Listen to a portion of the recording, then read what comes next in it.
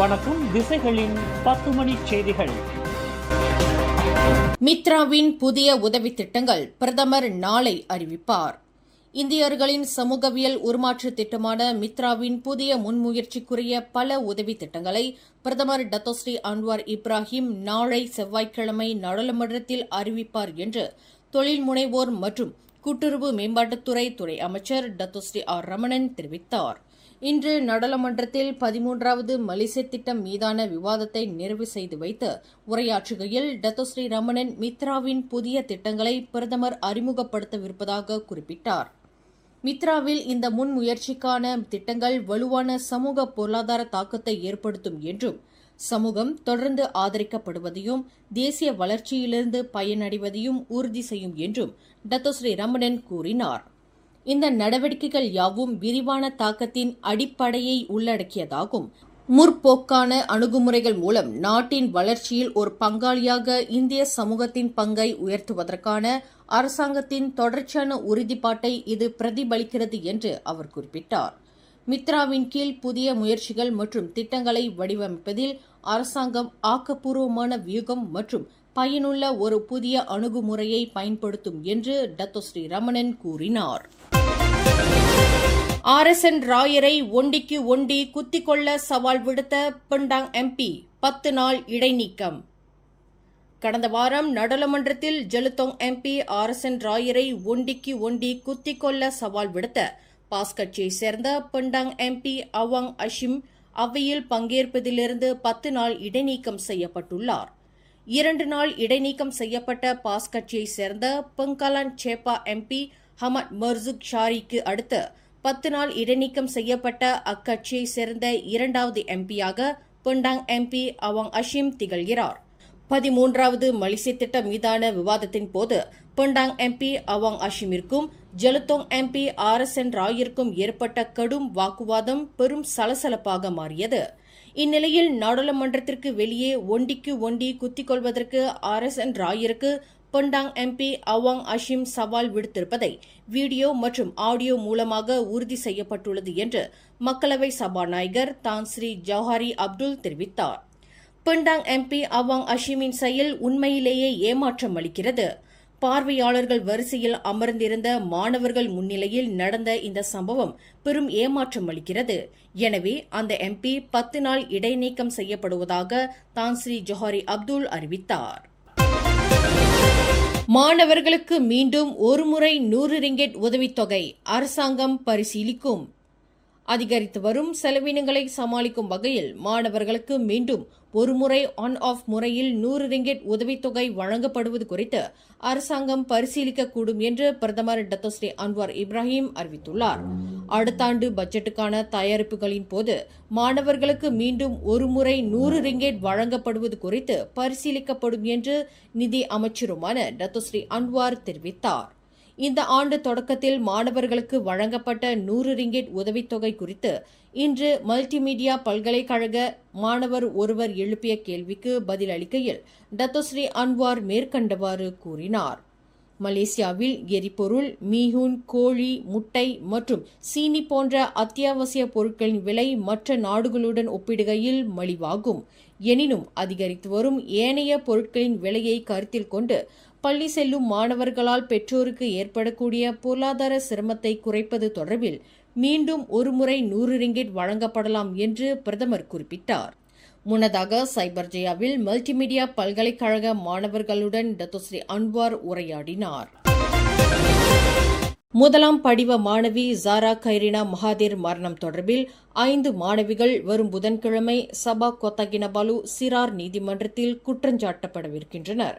மாணவி ஜாராவை பகடிவதை செய்து நிந்தித்ததற்காக அந்த 5 மாணவிகள் மீதும் குற்றச்சாட்டு கொண்டுவரப்படும் என்று சட்டத்துறை தலைவர் முகமது டுசுகி மொக்தார் தெரிவித்தார்.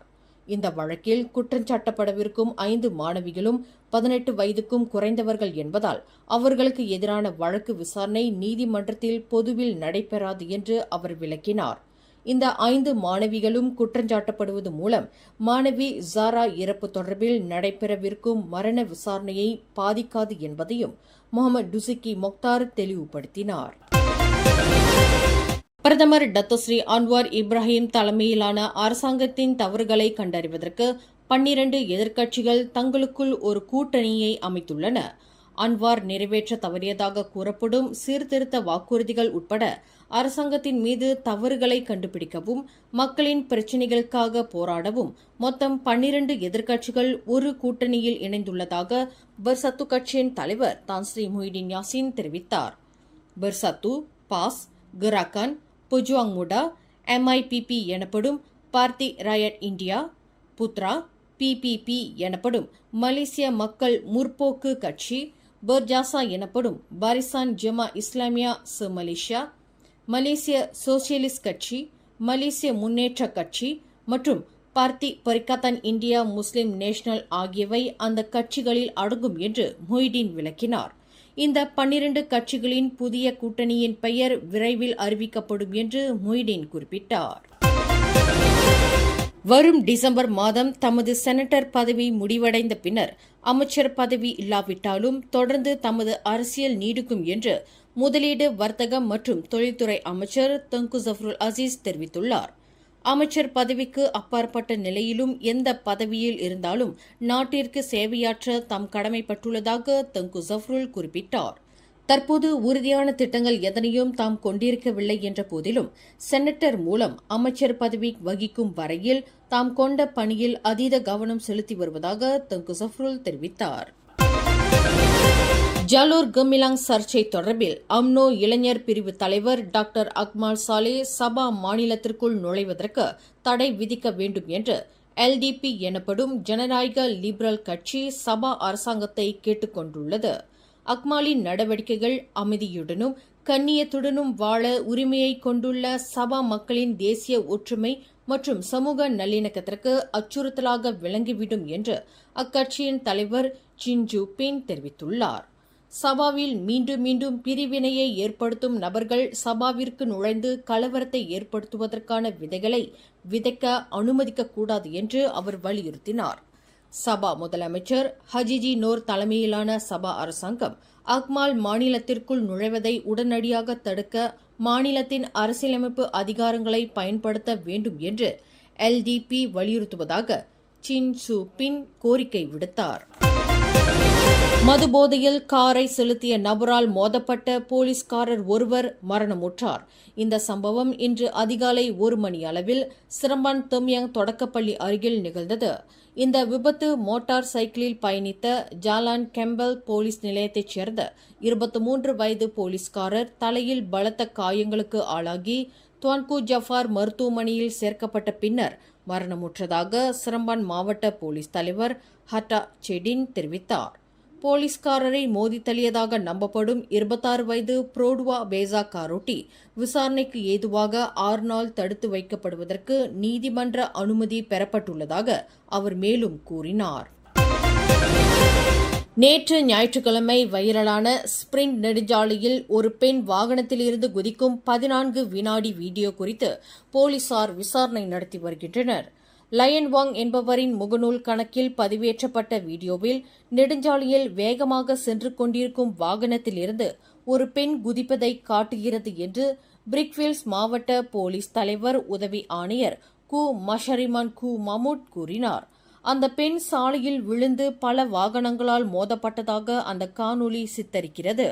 ஆனால் இது தொடர்பாக போலீசார் எந்த புகாரையும் பெறவில்லை என்று கு மஷரிமான் தெரிவித்தார். பகடிவதை சம்பவங்களை முற்றாக வேறொருக்க தொடக்க பள்ளியிலேயே பகடிவதை எதிர்ப்பு பிரச்சார திட்டங்கள் தொடங்கப்பட வேண்டும் என்று மாமன்னர் சுல்தான் இப்ராஹிம் முன்வைத்துள்ள பரிந்துரையை கல்வி அமைச்சு முழுமையாக வரவேற்றுள்ளது. மாமன்னரின் ஆலோசனைக்கு ஏற்ப பகடிவதை எதிர்ப்பு பிரச்சாரங்கள் தொடர்பான திட்டங்கள் பள்ளிகளில் அமல்படுத்தப்படும் என்று இன்று வெளியிட்டுள்ள ஓர் அறிக்கையில் கல்வி அமைச்சு தெரிவித்துள்ளது.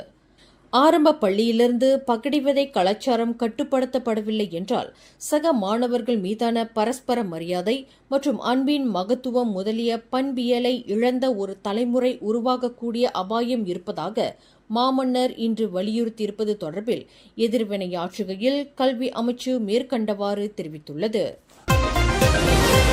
கோலாலம்பூர் அனைத்துலக விமான நிலையத்தின் முதலாவது முனையத்தில் குடிநுழைவு அதிகாரியை காயப்படுத்தியதாக குற்றத்தை ஒப்புக்கொண்ட சீன நாட்டு பெண்ணுக்கு செப்பாங் மஜிஸ்ட்ரேட் நீதிமன்றம் இன்று 1 மாத சிறை தண்டனையும் 2000 ரிங்கிட் அபராதமும் விதித்தது.